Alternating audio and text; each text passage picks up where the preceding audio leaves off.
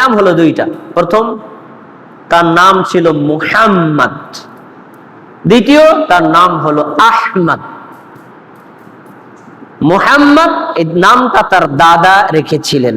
আহমদ নামটা সরাসরি কুরআনে আছে। সূরা সাফের 6 নম্বর আয়াত খুলে দেখেন, অমুবাশশিরাম বিরাসূলি ইয়াতি মিন বাদি ইসমুহু আহমদ। ঈসা আলাইহিস সালাম বলেছিলেন, আমার পরে একজন নবী আসবেন, আমি তোমাদের সুসংবাদ দিচ্ছি, ওই ব্যক্তির নাম হলেন আহমদ। তাহলে নবীর নাম দুইটা পাওয়া গেল, মুহাম্মদ আর কি আহমদ।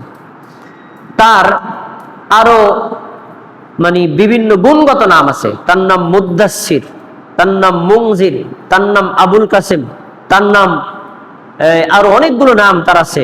তার নাম নূর, মাহি, হাশির, আকিব, এরকম অনেকগুলো নাম তার আছে।